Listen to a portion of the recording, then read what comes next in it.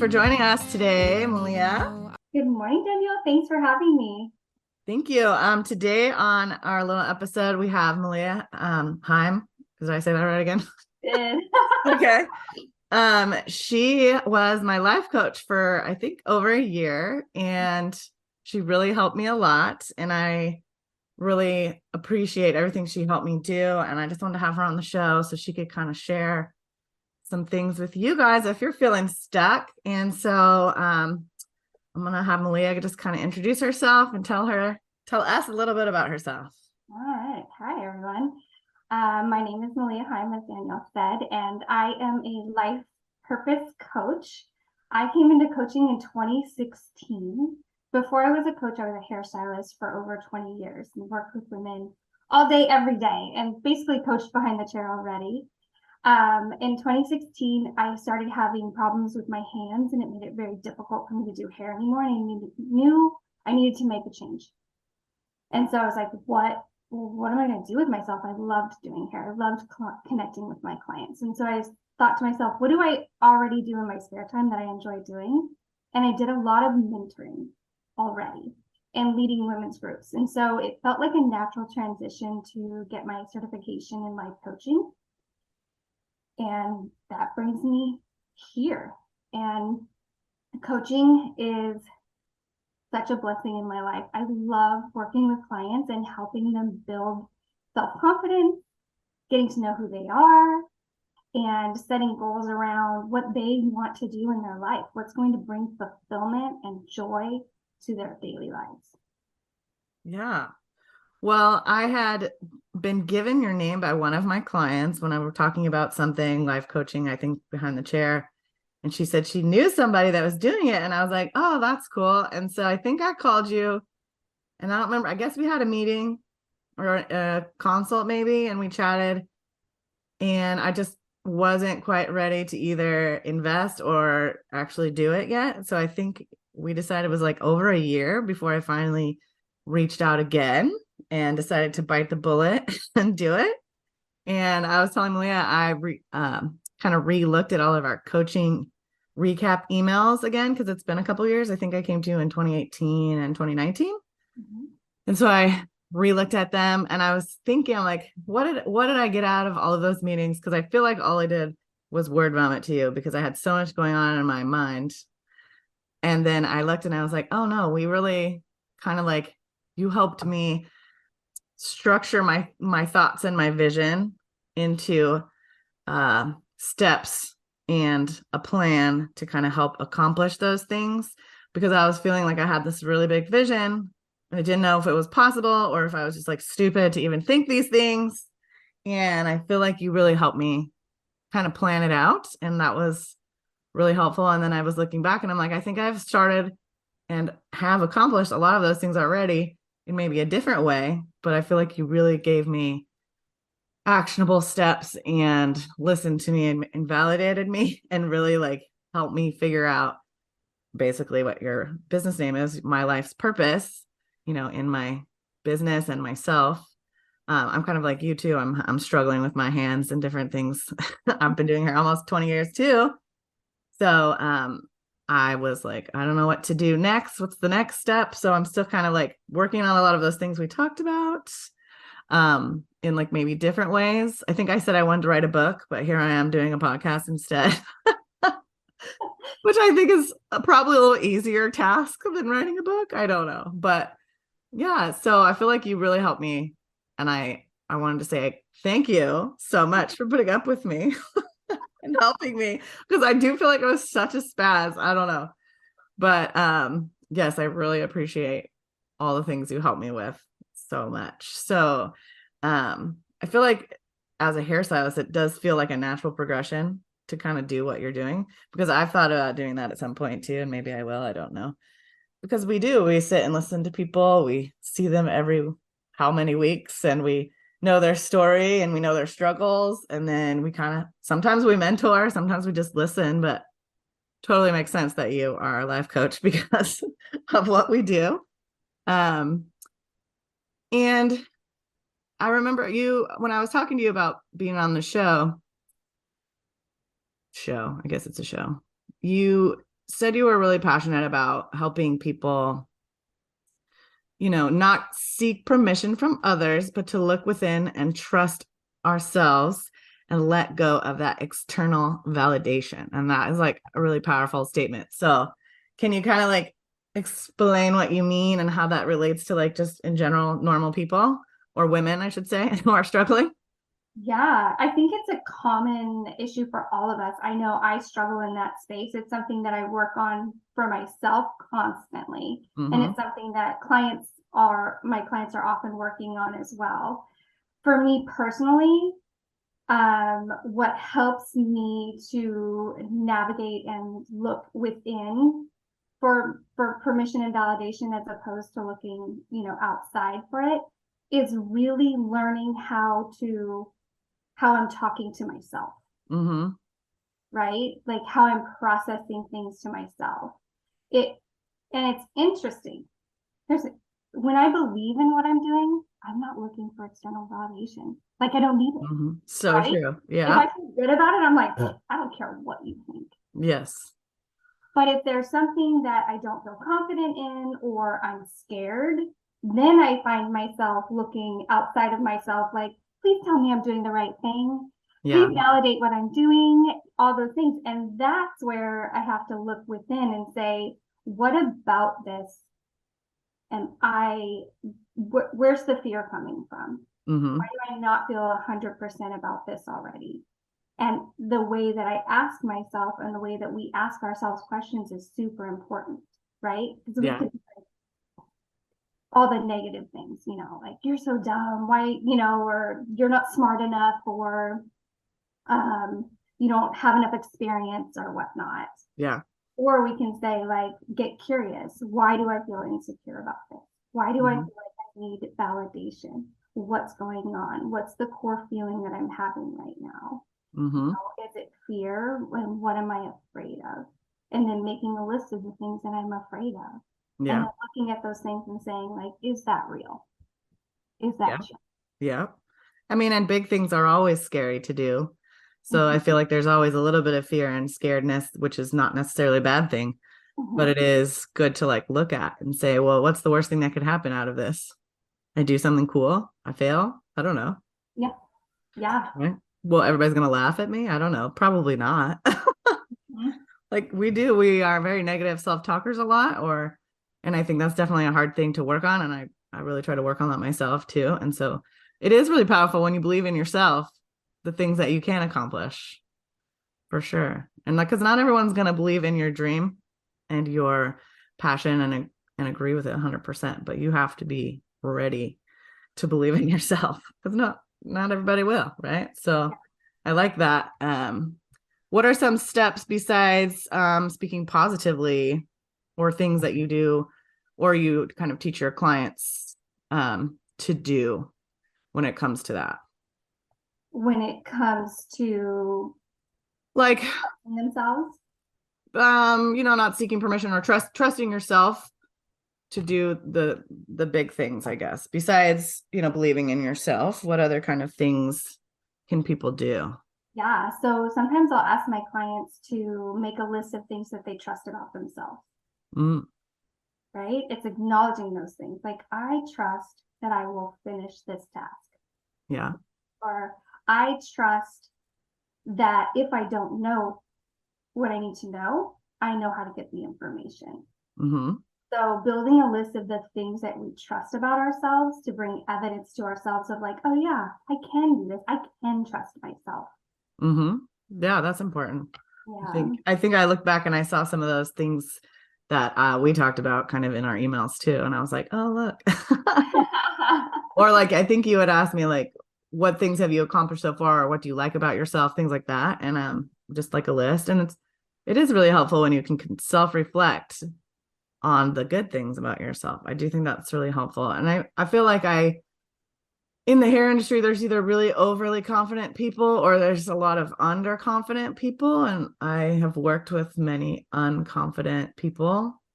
And it's hard to watch, especially when they're older too, like I'm trying to be encouraging to people and teach them to trust themselves too, because I had those mentors for myself. but it's really hard when it's constant negativity, speaking negative about themselves and not feeling like they're smart enough to do the things or anything. Like that's hard.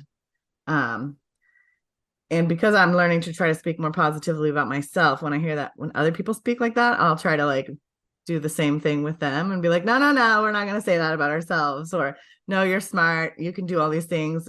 So I like that. What do you trust about yourself? I think that's pretty powerful. Actually, I never really thought about it that way, because that's cool. I like that. um I wanted to kind of like share a little bit about like what we did together. I don't know if you remember, it's been a few years. Like I said, I feel like I just came to you with this idea that had been in my mind for a while, and it was so big and intense that it was like overwhelming, but I was like, I can't do that, that's too much. And I was not in a good place in myself, I don't think, in my work environment to feel like I was able to grow the way I wanted to. And uh yeah, so I think I just shared the big vision that I have, which I still kind of have. It's morphed a little bit, but and I really don't remember all the things that we did. I know we did some exercises on things. I'm trying to remember what we did. You gave me lots of papers to read.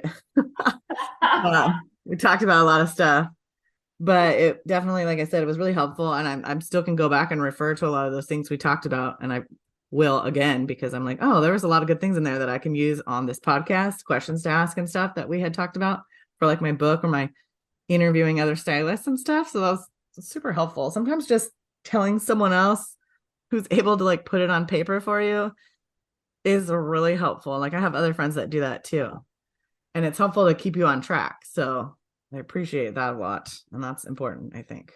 Yeah, absolutely. It's a huge part of coaching is the coach being able to reflect back to Yeah. the coachee, to the client, what they're saying. Yeah. Because we're a sounding board. We are not meant to be advice givers necessarily, but more my job as a coach is to get you to dig in deep and find those answers for yourself. And then you totally did. And it was really helpful. And I really appreciate that. Again, like it was really good for me. I think it started my journey of more self-reflection and going to therapy and working really hard on myself. I probably wasn't quite ready for therapy yet. And then I decided, oh, I need some therapy too. So I think it was just really helpful, because that self-reflection, even if it was about business, just helped me with all the things in my life, like trusting myself and my intuition about my business and how I'm feeling in my business. It's really helpful. And I feel like for a long time, I feel like I was just always stressed out and I didn't know why, or anxious about everything. And I didn't know how to change that. And I think because I started learning how to self-reflect and trust myself and be confident in me and my vision, that really helped change the direction my life was going. So it's really important, I think. Some people just have friends that can help them do this. Some people need to bite the bullet and actually get a life coach because it's really helpful, so yeah. What I mean, you kind of shared like why this is a passion for you. What kind of keeps you going in this? Because it's like anything else, sometimes it can get old, I'm sure, but what keeps you going during doing this life coaching thing? And what are you seeing with your clients? Oh my gosh. You know what? What keeps me going is even looking at you, for example, and seeing, I just want to acknowledge how much work you have done to put yourself where you are now. And like what you're becoming and how amazing it is as a coach to witness that. Oh my gosh. I know that would be so fun to be able to see. So wonderful. And it is, I feel very privileged when I get to work with clients. Yeah. And that's what keeps me going, is watching them unfold, watching them really grapple with some tough questions. And what comes out of it for them, their growth and their changes that they make within, and the confidence they build and the trust of themselves, like nothing else. It's very powerful when we learn to believe in ourselves and are confident. And that's part of like one of my biggest passions is to help other women believe in themselves and be confident in themselves because I was not like for 30 something years of my life, I was not at all.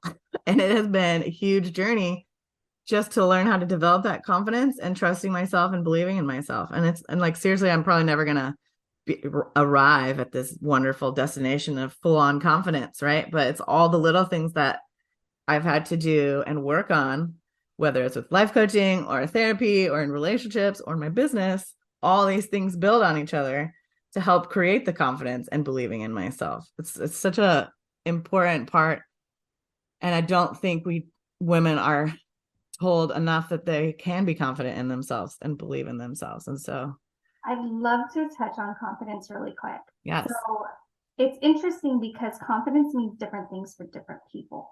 Mm-hmm. So when someone says, I want confidence, the first question you need to ask yourself is, how do I define confidence? Mm-hmm. Like, what does confidence mean to me? Okay. And then you know where to go. Like, then you know how to figure out how to gain confidence for yourself. But first you have to figure out how to define it, because everybody has different family systems they came from, cultural systems that they came from, that define what confidence looks for them. I like that. Never thought about it that way. Yeah. And then you mentioned, like, I may never arrive, but I think that is true for all of us. Mm-hmm. It's not about the arriving. It's about like who we are becoming in the process. Yes. How we are growing, and Yes. knowing that, like, I built confidence in this area, Mm-hmm. and now I can do it in this next area. And yeah. Continuous growth. It continues to encourage yourself Mm-hmm. to just push harder and grow more. And I think that's really cool, because if you never do it, you're never gonna get that like high almost feeling of being like, oh my gosh, I'm confident, I did this thing. And then you're like, I'm ready to move on to the next thing. And I'm ready to move on to the next thing. Because it is that journey of confidence, because we never finish. It's just one new thing to accomplish and work and grow on ourselves all the time. So it's so powerful when we learn how to believe in ourselves. And that's what I appreciate that you help do for others and help what you did for me. So I just want to kind of like bring it back to like you, and what are some things that you have done in your life that kind of helped you grow your confidence? Yeah. Working with coaches definitely helped build confidence for me. I have to do a little caveat really quick. When you started with me, like we mentioned before, it took you a year to like sign up. And even for myself, sometimes it takes me a while to hire a coach because I feel scared. Yeah. Or I don't want to be vulnerable. Mm-hmm. So one is hiring a coach. Yeah. A certified accredited coach. Yeah. How many coaches have you had so far? I've had because I use different coaches for different types of things. I've worked with 4, maybe 5 coaches. Okay. Yeah, just depending on what I need from the coaching, because there are coaches for everything. Yeah, that's true. I've noticed that's just literally a coach for dieting, thoughts, mindfulness, business, everything. Everybody's a coach these days. How can you determine who's a good coach? The side note. Good question. Yes. A couple of things. I mean, looking at their accreditations to see, if they've been accredited through some of the bigger coaching bodies like ICF is a good one, because they set standards. You have to take tests. You have to do continuing education. Okay. However, there are also great coaches who don't have accreditation. So one of the biggest factors really is doing a discovery session with a coach. And seeing how you connect. How do you feel after working with them? Do you feel like there's someone who is going to align with you and where you're going? You just want to make sure that who you hire, it feels good working with them. Yeah. I mean, it's like a therapist too, right? If you either connect or you don't, got to connect with a coach too. Because I feel like there's a lot of people out there that have like an agenda for their coaching, it seems like, online. I mean, I haven't really met with a lot of them. I'm just, Instagram is like filled with them. But I feel like a lot of them have an agenda So I feel like it's good to have your discovery call is your interview with them, basically. You're like, what are you going to do for me and how are you going to help me, because I'm paying you Yeah. also. Yeah. So Yeah. that, yeah, that's important. And going into that discovery call, kind of knowing what you would like to get out of it. Mm-hmm. I think some people just don't always know what a life coach can help them with, or a business coach, or I don't know, all the other kind of coaching that you can get. I Yeah. think I didn't really understand either at the beginning, like, what is a life coach do for me? Like, I didn't really know what I was going to do anyway. Um, and even in the process, I'm like, I'm not really sure what we're doing here, but it's working somehow. That's so funny because oftentimes in the coaching world, we're always just like, just trust the process. Just Yeah. trust the process. It's okay. Just Yeah. trust. And don't give up too early. Like, I feel like if I had given up because I was just like overwhelmed, or I'm like, oh, I don't have the money or whatever, like, I feel like I wouldn't have gotten, anything out of it. Like, maybe at the beginning, a little bit out of it, but I stuck around for a while, and I think it definitely helped me a lot. And if I had given up early, I wouldn't have gotten what I got out of it. So, Very true. yeah. And I don't remember if there was like an ending point. I think it just kind of like, I was like, okay, I got a lot to work on, got a lot of things to work on. So, yeah. What else did I want to ask you? Um, well, what are some things like before you started coaching? Like, do you feel like, especially as like a hairstylist, because again, we talked about kind of how it relates in a lot of ways. Like, what is the question I'm trying to ask you? In your hairstyling career, did you have like specific clients that you felt like you were able to like mentor and see some growth out of your, even in, I don't know if that makes any sense. Do you know what I'm trying to ask you? Yeah, I do know what you're trying to Okay. ask. I would say that, let me think about this for a minute. I think I had really great conversations with my clients. I often would say, like, I do okay hair, but my clients come because they want to chat. Well, I think my clients do that too. But because I wasn't trained as a coach and I was just having good conversations with my client, I don't know if it really affected them in any major way. Yeah. I feel like they just had a safe place to just kind of have a good chat. I feel like maybe it prepared you to be a life coach more because you were able to connect and make that safe space and learn how to have those conversations. Yeah. Yeah, that part did prepare me Yeah. a lot. And it also gave me an opportunity, like a window into how differently we all think from one another. Mm-hmm. Yes. Right? How differently we all process. And so it helped me to not put people in a box. Yes. But come to each client open with um with an open mind and no Mm-hmm. agenda. One thing I learned in going through my coaching training was to not come to the table with an agenda. When Yeah. I was a stylist, of course, I was trying to like move people to a direction that I thought that they should go, right? Yeah. Which is ridiculous. I really feel sorry for my clients, my hair clients with that. So coaching, going to the training and everything taught me like, no, that's not my job. My Yeah. job is just to ask good questions of my clients to help them make a decision for themselves. I think that's pretty powerful just for everybody to learn, even if you're not a hairstylist, right? I feel like we do have an agenda a lot of times, whether it's a religious agenda or a personal agenda. And I think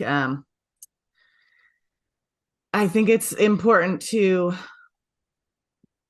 learn that because we work with a lot of people all the time. And I remember when I started, I had kind of an agenda too. And I didn't know how to talk to people. I didn't know how to ask the questions. I didn't know what I was doing. And I had to learn how to sit and listen and ask questions. And I think anybody can learn those things. If you're a nurse or if you're a mom or a teacher, those are all really important life skills to learn about people. But I think hairstyling is just like a very up close, personal kind of job where we are really intensely in people's lives sometimes. Like, Yeah. I mean, I've had moments where I've had two clients in a row tell me their children died in a car crash in the last couple months, like And then I've been in people's weddings, and I've literally am full circle now. Like kids that I've nannied, I'm now doing their hair for, and they're getting married. I'm gonna do their hair for that. So like it's such an interesting position to be in because you get to see people's lives and see where they go. And I think I'm learning too, like just the things that I choose to do, people are watching and they see what I do and they see my story, right? And they're encouraged. And I've had people tell me, "Oh, you're so cool doing all these things." I'm like, "Do you know how scared I was to do any of the things?" I'm like, "You just have to do it." And like, you just have to believe in yourself. And I try to tell my clients all the time, like, "No, you're awesome. You can do these things." And I think not everyone has those people in their lives. And so like my goal as a hairstylist is to be like that for my clients as well. Just to be an encouragement, because again, I didn't have a lot of that for my own self. Yeah. So I'm learning how to do that for others. I think it's important. Yeah. Yeah. We have a few minutes left on this little Zoom call here. Do you have anything else that you want to share for people that may have been considering getting a life coach, or maybe want to talk to you and how you can help them? Oh. I'd say if you're considering getting a life coach, give it a try. Mm-hmm. Make some discovery calls, see what's out there, see what people have to offer, and see if you can find a good fit. Yeah. That's the most important part. And then how to find me, you can find me on Instagram and Facebook. I'm gonna put it in the show notes, but you can tell us where you're at right now, but I'll put it in the notes at the end also. One of the best ways probably to contact me is my website. Okay. It is www.malea, M-A-L-E-A, Davy, DEVI.com. DEVI.com. Okay. Yeah, and on there you can schedule a free discovery call. Okay. Ooh, very nice. Free discovery. That's even better. And we can, what your needs are and if we're a good fit. Okay, that'd be awesome. Yeah, I'm definitely gonna shout you out and put on your Instagram in that. Thank you. Yes. I'm trying to think if I have any more like questions. It'd be fun to have you on again at some point. But I'm just trying to figure out this whole podcast thing. I don't really know what I'm doing. I'm just making it up as I go along. I'm so proud of you. Oh, thank you. Stand it. Well done. And that's part of building confidence is I don't know what I'm doing, but I'm doing it anyways. I'm just figuring it out. Yeah, because you can figure it out. Mm-hmm. And I didn't think I could for a very long time. Look at me trying to figure out how to use like sound editing software, and I am not that person at all. And I can cut and paste and do a couple things, and that's about it so far. But I'm figuring it out, Yeah, it's super fun. And I really appreciate how you helped me in my journey. And it was really a powerful thing for me to have you help me. Even if I paid you, you still helped me. And I can tell that you care, even though you're getting paid, and that's the thing. I think a lot of people forget, like hair people, we can't do your hair for free. We got to survive. We can still care about you. But I got to make some money too. Okay. Yeah. And you have to eat. I gotta eat. Yeah. Uh-huh. But I just want to say thank you so much for trusting me in your journey. Yes. Thank you so much. Yeah. I'm loving watching what you're doing as well with other people. It's really cool. So fun. Yeah. Yes. All right. Well, thank you so much. I will have to talk to you later. All right. Thanks, Thank you. Danielle. Bye. Bye.